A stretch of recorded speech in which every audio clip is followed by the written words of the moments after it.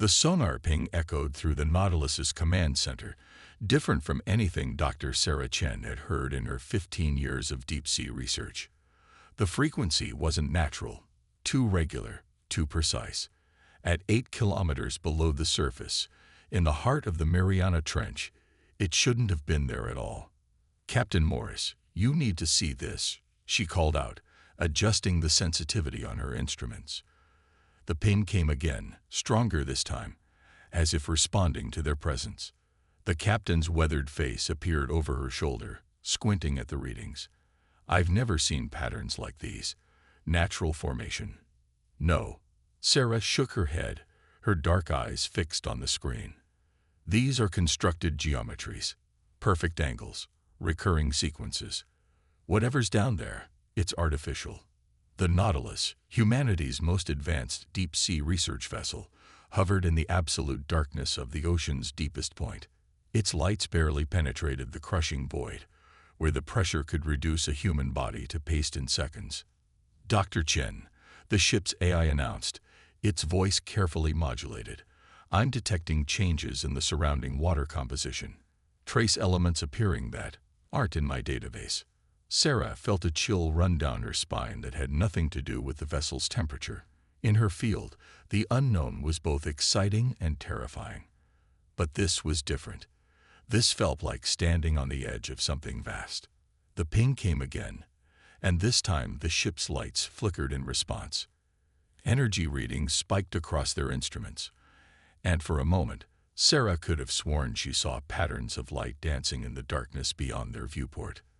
"All hands," Captain Morris's voice crackled over the intercom. "Prepare for closer investigation. Dr. Chen, your team has 10 minutes to suit up." The deep-sea suits they wore were marvels of engineering, designed to withstand pressures that would crush a submarine. As Sarah checked her teammates' seals, she couldn't shake the feeling that they were about to discover something that would change everything. "Remember," she briefed her team, "we're looking at depths no human has ever properly explored. Anything we find down here could rewrite history." She had no idea how right she was. The team of 4 descended from the Nautilus on their tethers, powerful lights cutting through the darkness. At first, they saw nothing but the usual features of the deep, monotonous seafloor, occasional marine life adapted to the crushing depths. Then their lights swept across something that shouldn't have been there. A perfect arch, rising from the seafloor, its surface covered in patterns that seemed to shift and move in their light beams. "That's impossible," Dr. James Rodriguez, their marine archaeologist, whispered over the comm. "These patterns, they're responding to our presence." As they approached, more structures became visible through the gloom. Not ruins, not remnants, but a facility, pristine, maintained, impossible. The architecture was both familiar and alien, as if designed by human minds working with principles far beyond current understanding. Sarah's hand trembled as she reached out to touch the surface of the arch. The moment her gloved fingers made contact, lines of light raced along the structure's surface, spreading outward like a web of awakening circuits. The entire seafloor seemed to come alive with the same patterns. "Chen to Nautilus," she called, her voice steady despite her racing heart. "You need to contact Surface Command. Tell them. Tell them we found something. And tell them we're going to need every expert they can send down here." The facility was awakening around them, systems dormant for unknown ages responding to human presence. As sections of the structure began to shift and transform, creating what appeared to be an entrance, Sarah realized they weren't just making a discovery. They were being invited in. In orbit high above Earth, something stirred. Ancient sensors, hidden in the dark spaces between planets, registered the facility's awakening. And in the vast between spaces where cosmic entities dwelled, awareness turned toward Earth once more. Humanity had found their key. The question was, were they ready for what it would unlock? The next 48 hours transformed the Mariana Trench into the center of the scientific world. Research vessels from every major nation converged on the coordinates, while military ships established a perimeter. Under the surface, the Nautilus's crew worked in shifts, documenting everything they could about the facility. It's not just advanced technology, Sarah explained during one of their mandatory rest periods, her hands wrapped around a cup of coffee. It's like someone took everything we know about physics and engineering and showed us we were reading the book upside down. The facility had begun to alter itself, creating pressurized chambers that humans could safely enter without their deep-sea suits. Inside, they found rooms that defied explanation, spaces that seemed larger than they should be, surfaces that responded to thought as much as touch, and displays that showed star maps unlike anything in their astronomical databases. But it was the language that haunted Sarah the most. The symbols that covered every surface weren't alien at all. They were human. Ancient scripts from every known civilization, arranged in patterns that suggested they all stemmed from a single forgotten source. As she studied another chamber of impossible technology, Sarah couldn't shake the feeling that they weren't discovering something new. They were remembering something old, something they had chosen to forget. And somewhere, in the spaces between stars, ancient entities were beginning to stir, preparing to face a species that was finally starting to remember who they truly were. Dr. Sarah Chen stood in what they'd begun calling the archive chamber, surrounded by holographic displays that seemed to float in the air like luminous smoke. A week had passed since their initial discovery, and each day brought new revelations that challenged everything they thought they knew about human history. "Look at this," Dr. Rodriguez said, manipulating one of the displays with practiced gestures. "These aren't just technical schematics. They're showing us orbital mechanics for ships that could fold space itself." The chamber hummed around them, its crystalline walls pulsing with a soft blue light that seemed to respond to their presence. Military personnel stationed at the corners watched with barely concealed awe as another section of the facility's database unlocked itself. "It's like it's teaching us," Sarah murmured, watching symbols transform themselves into more familiar configurations. But only what it thinks we're ready to understand. A sudden tremor ran through the facility, different from the usual adjustments they'd grown accustomed to. Warning symbols flashed across the displays, and the ambient light shifted to a deep purple. "Multiple contacts detected in the Kuiper belt," announced Captain Morris through their comms. "Something big is coming our way." The facility's response was immediate. New rooms opened themselves, revealing equipment that had waited millennia for this moment. The holographic displays shifted, showing what looked like defensive systems activating across the solar system. Systems that had been hidden in plain sight, disguised as natural formations. This is why it chose now to reveal itself, Sarah realized, watching as ancient satellites shed their rocky camouflage, becoming something far more sophisticated. It knew they were coming back. In the chambers above, military commanders from a dozen nations watched their radar systems track objects moving through the solar system at impossible speeds. These weren't meteors or natural phenomena. They moved with purpose, adjusting their trajectory with precision that spoke of intelligence. "Dr. Chen," Captain Morris called, "the facility is requesting access to global communication networks. It wants to show us something." The decision to grant access wasn't theirs to make, but the facility didn't wait for permission. Across the globe, screens flickered, and a message began to play. Not in words or conventional images, but in a language of pure mathematics and emotion that somehow bypassed the need for translation. It showed them their true history. Humanity hadn't evolved from primitive tribes to their current state in a simple linear progression.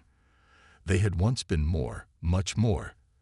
They had sailed between stars, built wonders that made their current technology look like stone tools, and faced beings that considered themselves gods. But they had chosen to hide it all, to start over, to wait. The approaching entities, the facility's AI announced, speaking for the first time in a voice that sounded heartbreakingly human, are known as the Eternals. They are, self-proclaimed custodians of cosmic order. They believe they alone should determine how species develop, and when they are ready for advanced knowledge. Sarah watched as the facility showed them recordings of ancient battles, Human ships facing off against beings of pure energy, not trying to destroy them, but simply defending their right to exist on their own terms. We didn't lose, the AI continued, its voice carrying echoes of ancient pride.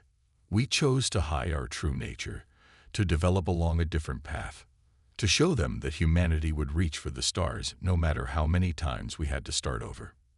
In orbit, the first of the Eternal's vessels emerged from fold space, their forms defying conventional physics.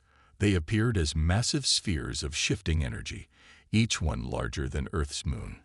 Their arrival sent cascading waves of quantum disturbance through space-time itself. But they found something unexpected. The solar system wasn't defenseless.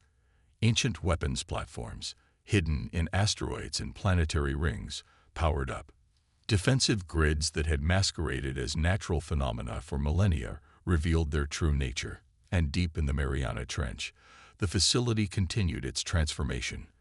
What they had found wasn't just a library or a museum. It was a seed, planted by their ancestors, waiting for the right moment to bloom. "They're sending a message," one of the military analysts announced, his voice tense with anticipation. The message arrived not as words or images, but as pure concept, broadcasting directly into every human mind on Earth. "You were not supposed to remember." "Not yet." Sarah looked at the holographic displays, now showing the true extent of the facility's capabilities. "Maybe," she said, her voice firm. "That's exactly why we needed to." Around them, the facility hummed with power as ancient systems fully activated. Humanity stood at a crossroads, facing beings that had watched their development for millennia. But this time, they weren't starting from scratch. This time, they had their ancestors' legacy to guide them. The Mariana Facility's command center had transformed into humanity's last hope and greatest challenge. Holographic displays showed the Eternal's vessels holding position just beyond lunar orbit, their presence distorting the very fabric of space around them. But Sarah Chen's attention was fixed on something else entirely, code that scrolled across her display in patterns that seemed almost alive. "It's not just programming," she explained to the assembled military and scientific leaders. "It's more like DNA, a genetic memory of everything we once were." Admiral Hayes, the newly appointed coordinator of Earth's defense, leaned forward. "Can we use it? The Eternals aren't making aggressive moves yet, but that won't last forever." The facility's AI manifested beside them, its holographic form shifting between different human appearances, as if searching for the right way to present itself. "The legacy code isn't just about weapons or defenses," it explained. "It's about understanding who you really are." More chambers had opened throughout the facility, each one revealing new aspects of humanity's forgotten history. They found records of colonies among the stars, of cities that sailed through space like great silver whales, of technologies that worked with the fundamental forces of reality rather than against them. "Look at this," Dr. Rodriguez called from his station. "These aren't just technical specifications, they're philosophy. Our ancestors didn't just build advanced technology. The message played, and Sarah felt tears in her eyes as she watched recordings of her ancestors, people who looked just like her, who had made an impossible choice millennia ago. "To those who find this," the message began, "you are not reading this by chance. The facility didn't reveal itself because the Eternals were returning. It revealed itself because humanity was finally ready to remember. The Eternals believe power must be controlled, rationed, supervised. We believe something different." The recording showed scenes of human ships encountering other young civilizations, but instead of conquering or controlling them, the ships simply watched, protected, and quietly withdrew. Humanity had rejected the Eternals' philosophy not by fighting it, but by demonstrating a better way. "The legacy code isn't a weapon," Sarah announced to the command center. "It's proof. Proof that a species can have power without becoming tyrants. That's why they fear us. Because we prove their entire philosophy wrong." Above them, the Eternal vessels began to move, taking up positions that surrounded Earth in a perfect geometric pattern. Their message was clear. They would not allow humanity to remember, to reclaim their heritage. But in the depths of the ocean, surrounded by the legacy of their true history, humanity was already remembering. The facility's systems interfaced with satellites, power grids, and communication networks across the globe, not to take control, but to share knowledge that had waited millennia to be remembered. They're powering up their primary energy matrices, one of the sensor operators announced. Whatever they're planning, it's starting. Sarah looked at the legacy code, still unfolding its secrets. No, she said firmly. Whatever's starting, it began thousands of years ago, when we chose to prove there was a better way to exist in this universe than through power and control. The facility hummed around them, ancient systems fully awakening. Humanity stood at the threshold of reclaiming their true heritage. But the real question wasn't whether they could match the Eternal's power. It was whether they could demonstrate, once again, that there was a better way to use it. The true test was about to begin. Earth's atmosphere shimmered with auroras that shouldn't exist, quantum distortions from the Eternal's vessels painting impossible colors across the sky. In the Mariana facility's central chamber, Sarah Chen watched humanity's past and present collide as the legacy code revealed its final secrets. They're launching their first attack, Admiral Hayes announced, his voice tight. Not weapons, some kind of energy field that's affecting our technology. Global communications are starting to fail. But the facility remained untouched, its ancient systems operating on principles the Eternals couldn't easily disrupt. The eye's holographic form flickered through a rapid sequence of expressions before settling into a calm smile. They haven't changed, it observed, still believing that control comes through restriction, that wisdom can be enforced through limitation. The facility's displays showed the Eternal strategy unfolding, a calculated effort to push humanity back into technological infancy. Power grids flickered worldwide, satellites failed, and the quantum field distortions began to affect even basic electronic devices. But something unexpected was happening. Instead of panic, communities were adapting. People were connecting in ways that didn't need technology, showing a resilience that seemed to confuse the watching Eternals. You see, Sarah said, pointing to the data streams. They don't understand. Humanity's strength was never in our technology. It was in our ability to adapt, to find new ways forward. The legacy code's final decryption completed, revealing the true purpose of humanity's ancient choice. They hadn't hidden their technology because they were afraid of the Eternals. They had hidden it to prove a point that had taken millennia to demonstrate. We have detected your hidden weapons, the Eternals broadcasted, their message resonating directly in human minds. Your ancestors' defenses cannot prevent us from doing what must be done.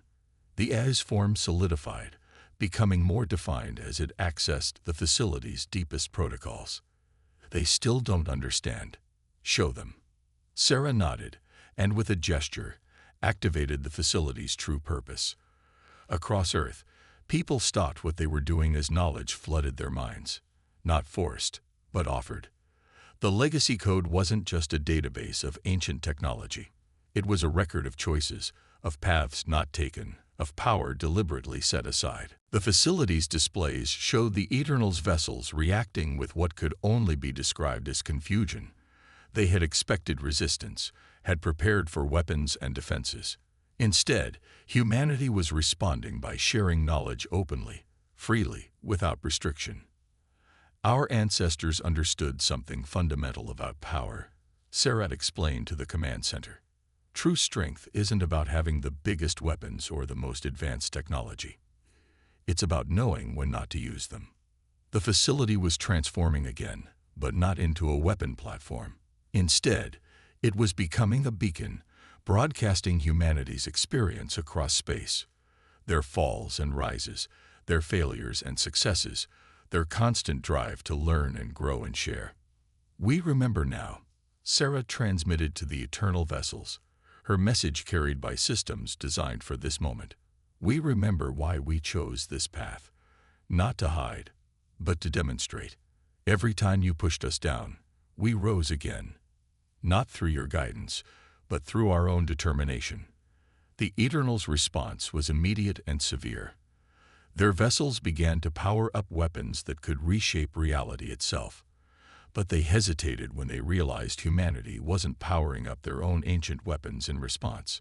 Instead, the facility was broadcasting something else, records of how humanity had helped other young civilizations survive and grow, not by controlling them, but by showing them how to find their own path.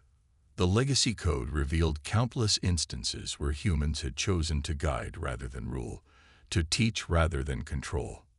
You face extinction, the Eternals warned. Your species cannot be allowed to spread this corruption.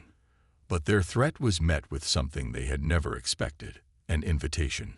The facility began transmitting the full history of human development, from cave paintings to quantum computers, showing how each setback had only led to new ways of thinking, new paths forward. "We don't want to fight you," Sarah transmitted. "We want to show you what we learned during our long silence. There's a better way than eternal control. There's a better path than endless restriction." Around Earth, the ancient defense systems remained powered down, even as the Eternals' weapons reached full capacity. Humanity stood at the precipice of either destruction or transcendence, armed with nothing but the truth of their own history. The choice they had made millennia ago was about to be tested once again. And this time, the entire galaxy would witness the outcome. The Eternals' weapons hung suspended in space like frozen lightning, reality itself warping around their unleashed power. But they had hesitated too long. Not because of humanity's defenses or technology, but because for the first time in their ancient existence, they faced something they couldn't understand. Sarah Chen stood in the heart of the Mariana facility, surrounded by humanity's true heritage, and watched as their message spread not just across Earth, but throughout the galaxy. The legacy code had never been meant as a weapon. It was a testament. They're receiving responses, the AI announced, its holographic form now stable and serene. Other species, other civilizations. They're all watching. The facility's displays showed what the Eternals were seeing. Countless younger races, some known to them, and some hidden, all emerging from their own periods of enforced dormancy. Humanity's message had awakened something that could never be put back to sleep. You would destroy the very order of the cosmos, the Eternals broadcast, their message tinged with something that might have been fear. "No," Sarah responded, her voice carried by systems designed eons ago for this moment. "We're showing that there's more than one kind of order. That growth doesn't have to come through control." The facility revealed its final truth. Recordings of ancient humans discovering younger civilizations and choosing not to guide them as the Eternals did, but to protect their freedom to develop naturally.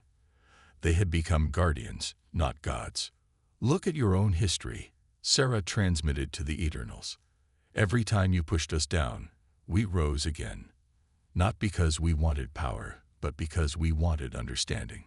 Each time we rebuilt, we proved that wisdom doesn't come from control. It comes from choice." The eternal vessel's energy patterns shifted, their perfect geometric formation wavering for the first time. They were witnessing something unprecedented, a species that had not only rejected their guidance, but had found a completely different path to advancement. The legacy code's final sequence activated, not as a weapon, but as a demonstration. The facility showed how humanity had developed differently in this long isolation, creating art, music, philosophy, finding beauty in limitation and strength in diversity.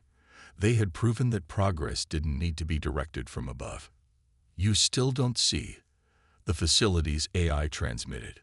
"We didn't hide our technology because we had to. We hid it to show that we didn't need it. That true advancement comes from within, not from external control." Across Earth, people watched as their true heritage unfurled not in weapons or power, but in understanding. The Eternals had expected either submission or defiance. Instead, they got invitation, an offer to learn from a species that had chosen to grow slowly, painfully, but authentically. "Your ancestors chose this path," one of the eternal vessels transmitted, its message holding a new tone. something approaching comprehension. They understood what it would cost. Yes, Sarah replied. They knew that true strength isn't in having power, but in choosing how to use it, or whether to use it at all. The Eternal's weapons powered down, not in defeat, but in something closer to revelation. They had come expecting to find upstart children playing with forbidden powers. Instead, they found teachers.